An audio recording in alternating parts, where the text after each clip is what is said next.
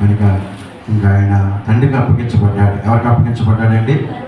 తండ్రికి అప్పగించబడ్డాడు. సమస్తమును కూడా ఈ భూమి మీద వచ్చిన కార్యాన్ని పూర్తి చేశాడండి. ఏం చేశాడు ఆయన?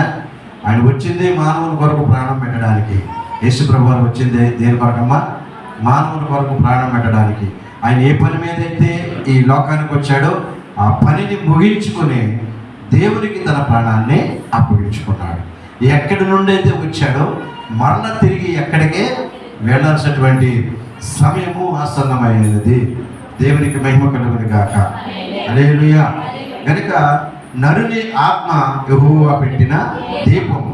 మనం ఎక్కడి నుంచి వచ్చిన వారం అంటే దేవుని యొద్ద నుండి వచ్చిన వారం. మనం తిరిగి ఎక్కడికి వెళ్ళాలని వాక్యం చెప్తుందంటే తిరిగి దేవుని యొద్దకు వెళ్ళాలి. అలాగనే మన యొక్క పనిని ముగించుకొని, అందుకనే భక్తులైనటువంటి పౌలు గారు ఏమంటాడంటే, నా పని అంతా నేను ఏమి చేశాను? ముగించుకున్నాను, తుదముట్టించింది.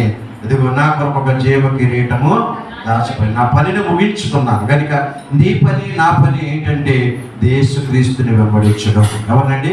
యేసు ప్రభుల వారిని వెంబడించడం. యేసుక్రీస్తు వారు ఏం చేశారు అంటే సిలువలో మాటలు ప్రతి మాట, అమ్మాయి చెప్పినట్టే ప్రతి మాట కూడా మన యొక్క ఆత్మీయ జీవితానికి ఎంతో దోహదపడే విషయాలనే యేసు ప్రభు వారు మాట్లాడారు. కాబట్టి ఆ ప్రతి మాట ఎందుకు కూడా మనము మరి క్షుణ్ణంగా దాన్ని ఆలోచన చేసి మాటల్ని మనం గ్రహించి మన హృదయంలో భద్రపరుచుకొని యేసు ప్రభు కొరకు మనం జీవించి యేసు క్రీస్తు వారికి మన యొక్క జీవితాన్ని అప్పగించుకున్నట్లయితే ఏమన్నా అంటాడు కదా ఆయన, నీ చింత యావత్తును ఎవరి మీద వేయాలి? నా మీద. నీ ప్రతి భారాన్ని కూడా నా మీదే, నీ సమస్తాన్ని నాకు అప్పగించేసాయి, నేను చూసుకుంటాను అన్నాడు యేసు ప్రభు వారు. అలాగా మనం యేసు క్రీస్తు వారికి అప్పగించబడినట్లయితే నిన్నే పెట్టారు మనల్ని ఈ లోకం విడిచిన తర్వాత ఆయన తన రాజ్యానికి ఏం చేస్తాడండి? వారసులుగా చేస్తాడు. నేనుండి చోట మీరుండు లాగిన నేను తండ్రి యొద్దకు వెళుతున్నాను, నేను వెళ్ళి మీ కొరకు స్థలములో సిద్ధపరుస్తానని యేసు ప్రభువు చెప్పారు. అలాగన తండ్రికి మన ఆత్మను అప్పగించుకొని మన కొరకు స్థలం సిద్ధపరచడానికి యేసు ప్రభువు వారు పరలోకానికి వెళ్ళారు. ఆయన వచ్చి మన తిరిగి మనం తీసుకెళ్ళిపోవడానికి ఆయన సిద్ధంగా ఉన్నారు. దేవుడు పెట్టారా? ఈ విధంగా దేవుడు నీకు నాకు సహాయం చేయుడుగాక.